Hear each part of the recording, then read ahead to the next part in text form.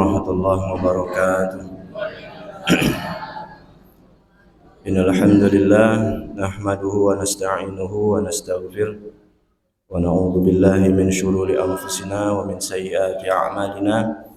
May yahdihillahu fala mudilla lahu wa may yudlilhu fala hadiya lahu. Asyhadu an la ilaha illallah wahdahu la syarika lah wa asyhadu anna sayyidana Muhammadan abduhu wa rasuluh la nabiyya ba'dah. Faqala Rasulullah sallallahu alaihi wasallam, innamal a'malu binniyat, ila akhirul hadis. Qala idzan wa innal a'malu bil khawatim. Bapak Ibu sekalian, sebelumnya kami mengucapkan jazakumullah khairan jaza atas semua kehadiran kita, karena ana bersaksi bahwa ini salah satu masjid yang paling ramai. Saya keliling, Pak, apalagi di pondok kami itu sudah nggak ada lagi santri, sudah pulang semua. Dan saya bersaksi, insya Allah nanti ketika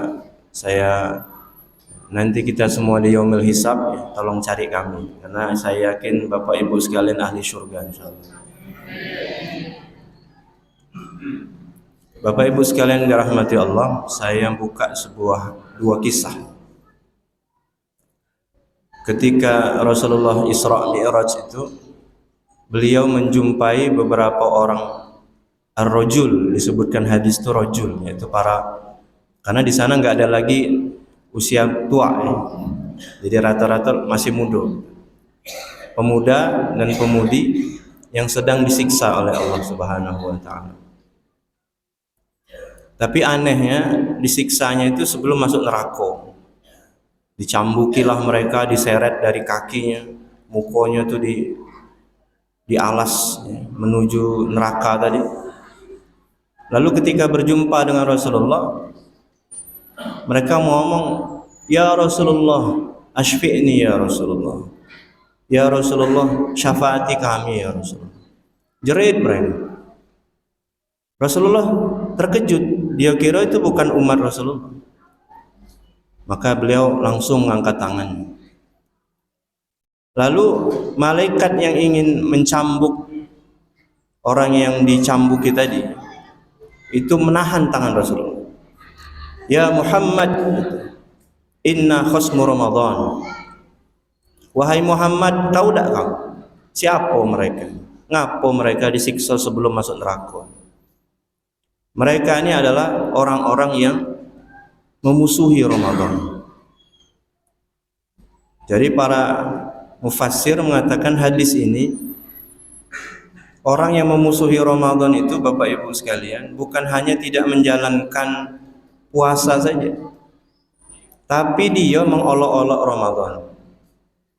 Beliau atau mereka ini mencibir, malah ngajak kawan-kawannya tidak puasa Ramadan.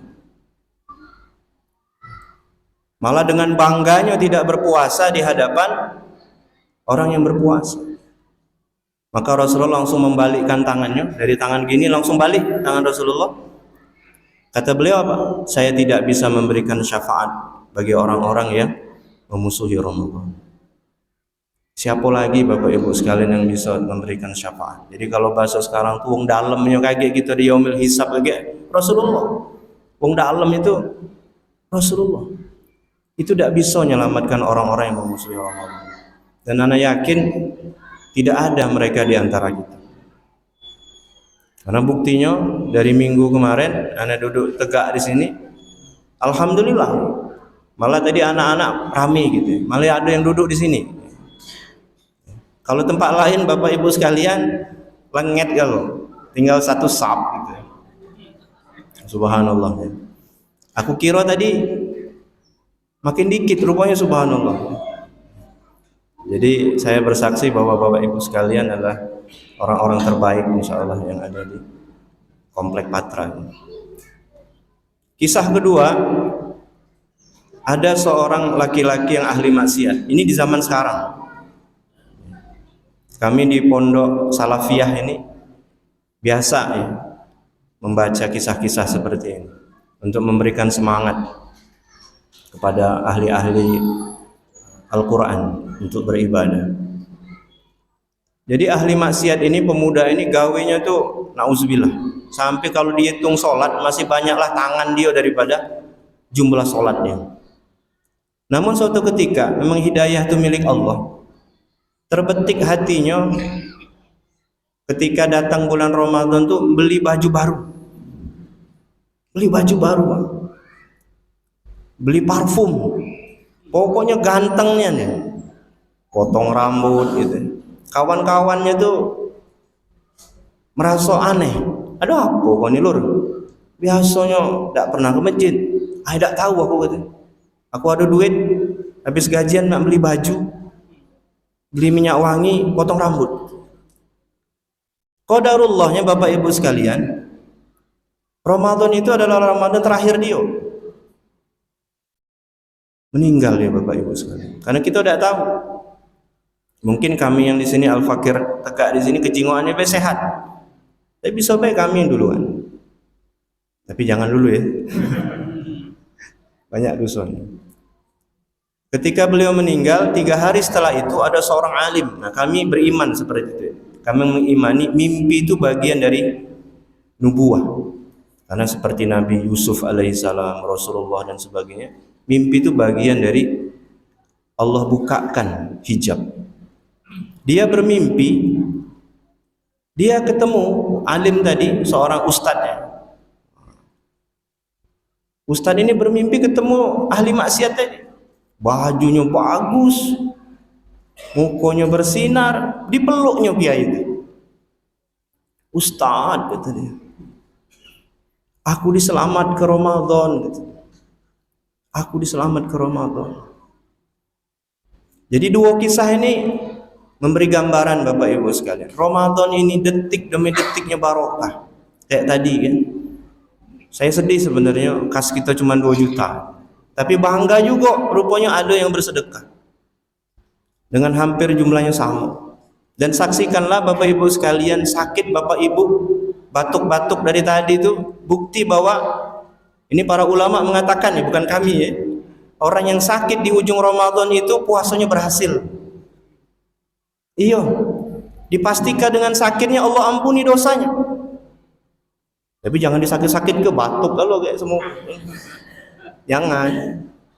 Kami doa ke puasa kita adalah puasa terbaik tahun ini. Baru kemarin kami dari Masjid Nur Hidayah itu 338 orang. Mereka menghidupkan malam ketiga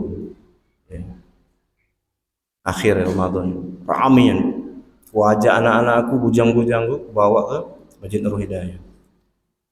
Gratis kalau di sana. Jadi termasuk malam ini adalah kita niat ke bahwa kita menghidupkan malam bulan Ramadan akhir ini. Bapak Ibu sekalian dirahmati Allah, Ramadan ini puncaknya pada 1 pekan inilah. Dan ujiannya berat. Ada yang mikir kena buat bolu ibu-ibu ini. Cak mano beli baju, bapak-bapak lagi pening ya.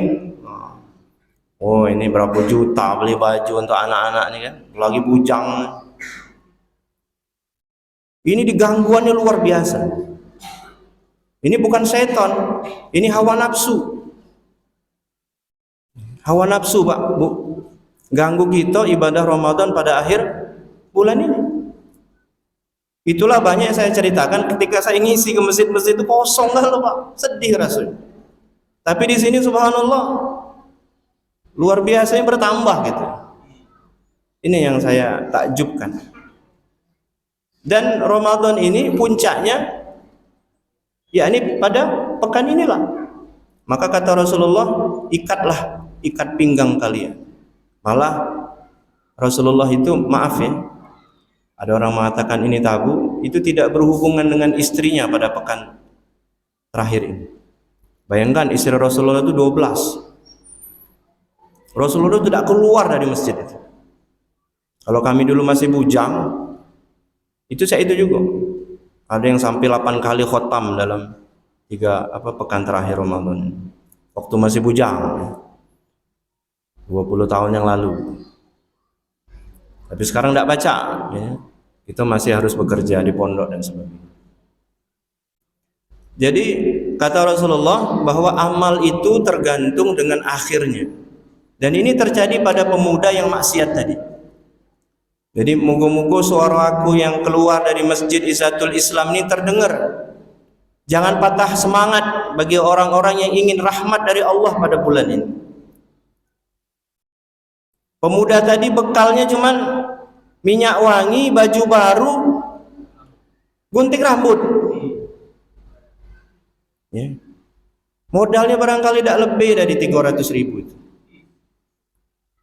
Tapi Allah Subhanahu wa taala selamatkan dia dari api neraka karena menghormati bulan Ramadan. Dan banyak fadilah-fadilah. Kalau kita malu ketemu bapak kita di masjid ini, zuhur kagek, subuh kagek, atau gek malam pas kate uang di masjid ini duduk bersimpu di depan masjid. Minta ampun kepada Allah Subhanahu wa taala. Kadang anak-anak nih, remaja ini malu Pak kalau ketahuan bapaknya lagi tobat itu.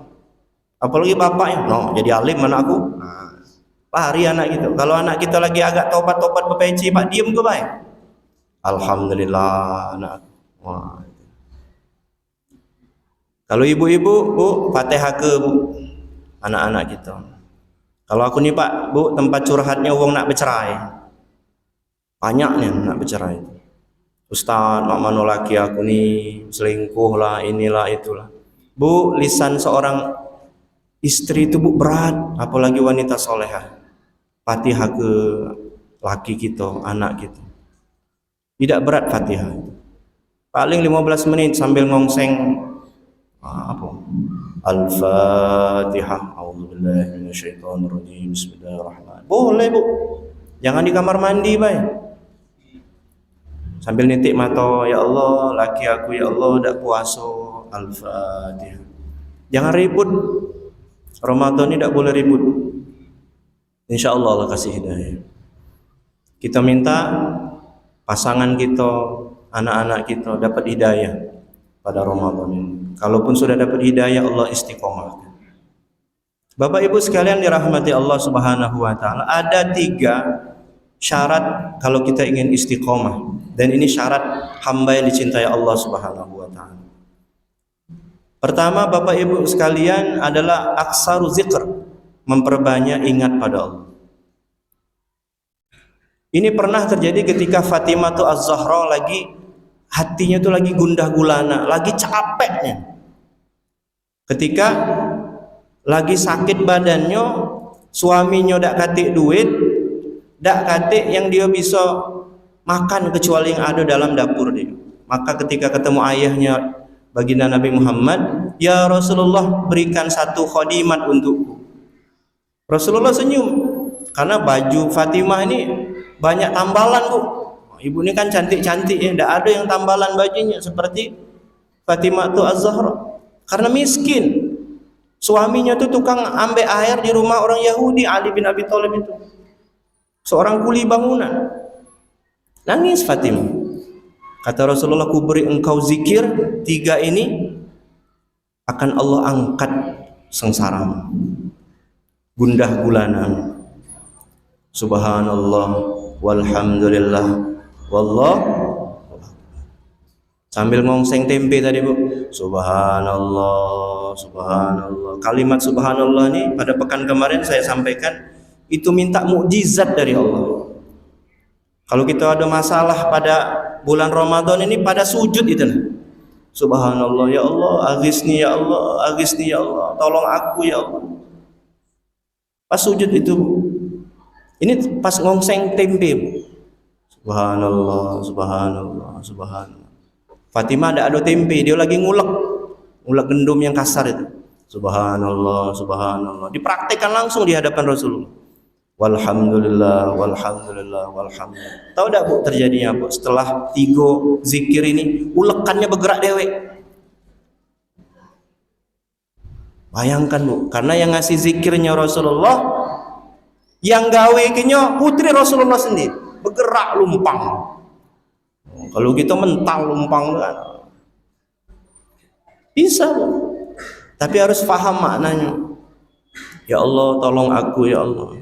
Alhamdulillah, tambahkan rezekiku ya Allah, tambahkan. Allahu Akbar, Allah, kecil ke masalahku ya Allah. Kita nih Pak, Bu, kalau ada masalah itu ke yang lain minta tolong. Allah tuh lupa, cak dak katik guna Allah tuh. Ini masalahnya. Kalau kita ada masalah langsung sujud Bapak Ibu sekalian. Cak kemarin Bu, saya lagi wirid, dak tiduran, dak setiduran ya tadi malam tuh. Tahu-tahu ada nunjuk hadiah. Nunjuk hadiah. Ustaz, binaan aku kan, nunjuk hadiah Pak. Oh ini apa cincin ini? Cincin apa? Tasbih. Uji ngok di Bukalapak 300. Alhamdulillah. Tadi malam ini Pak. Jadi ku ambok dikit nih. Itu dengan wirid tadi 3 ikut itu. Jadi kalau nak nambah berkah bulan Ramadan ni gawi kelan. Dia taunya ada yang ngantri kan nak. Kue di rumah ke. Rendang ke di rumah.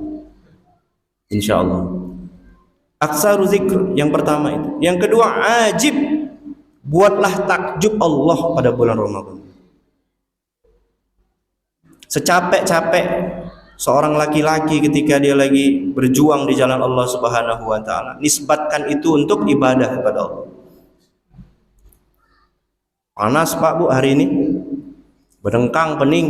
Hari ini kami Pak masang spanduk tadi, pembukaan santri tadi. Dihadang preman pula tadi Pak. Tidak boleh masang di sini. Tanah ini punya pribadi. Ya Allah. Ngecap-ngecap mulut nih Pak. Pecah iwak koki, mas koki itu. Panas Pak jam 2 siang. Nisbatkan ini. Biar Allah takjub kepada kita. Jangan cuma untuk ngasih nafkah orang tua, ngasih nafkah istri, anak saja, tidak. Ya Allah, saksikanlah saya kerja untukmu ya Allah. Jangan lupa wirid sambil begawi itu. Naik motor Bu, naik apa? Saya Pak kalau lagi dari Pemkot ke bukit itu 1000 istighfar. Pakai ini Pak. Astagfirullah, astagfirullah. Biar Allah takjub dengan kita. Jangan mikir ke yang lain. Ya Allah utang, ya Allah mana besok bayar ya Allah. Tidak usah pikir gitu. Semakin banyak kita ingat kepada Allah daripada masalah kita, Allah akan lingkupi sebuah masalah. Itu buktinya saya Pak. Hari ini semua selesai masalah saya. Banyak-banyak lah Bu. Jadi namanya Lailatul Qadar itu buktikanlah pada ujung Ramadan ini. Yang ketiga, ridho. Nah, ridho ini biasanya kalau wong kaya susah, mudah ya, bukan terbalik ya.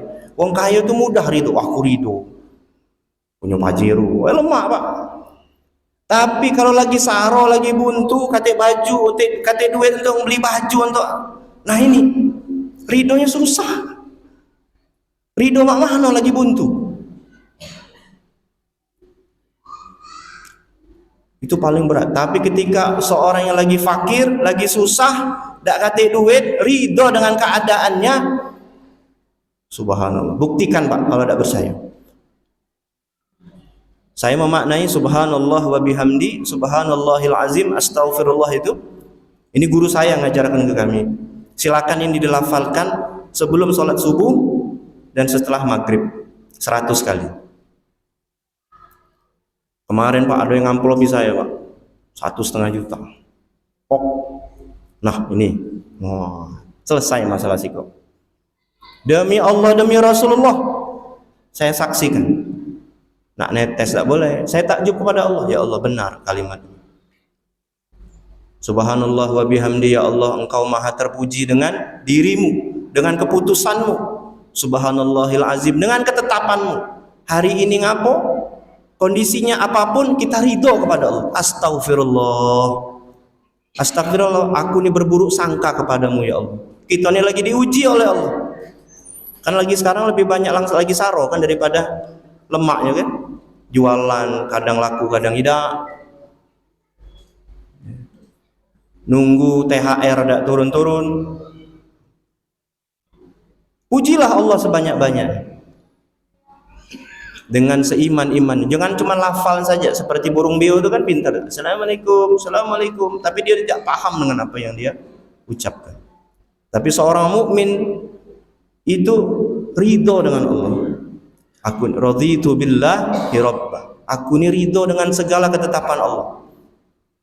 Anak sakit, masuk rumah sakit, suami meninggal, dan ridho dengan ketetapan Allah. Astagfirullah. Ya Allah, maafkan aku berburuk sangka kepadamu ya Allah. Langsung kontan itu. Minimal Bapak Ibu sekalian hati kita tenang. Minimal itu. Dengan tenangnya hati tanda hidayah itu turun. Dalam surat Al-Anfal itu. Hati tenang, hidayah pasti turun. Ada solusi itu datang sebentar lagi. Buktikanlah kalau Bapak Ibu sekalian pada Ramadan ini nangis. Jadi Bu, Pak, yang pacak Mbak ini tidak pulang dulu, sholat dulu agak lama, jangan balik dulu, kecuali lapar balik lagi tidak apa-apa. Kalau kami Pak balik dari sini langsung masuk musola lagi, karena seperdetik kita tinggalkan Ramadan ini rugi, karena belum tentu Ramadan kaget kita ketemu lagi dengan Ramadan tahun depan. Baik Bapak Ibu sekalian, mungkin ini saja. Kalau kelamuan lagi banyak ngerutuk. Aku qouli hadza fastaghfir innahu wal ghafurur rahim. Allahumma waffiq ila aqwamit thariq. Assalamualaikum warahmatullahi wabarakatuh.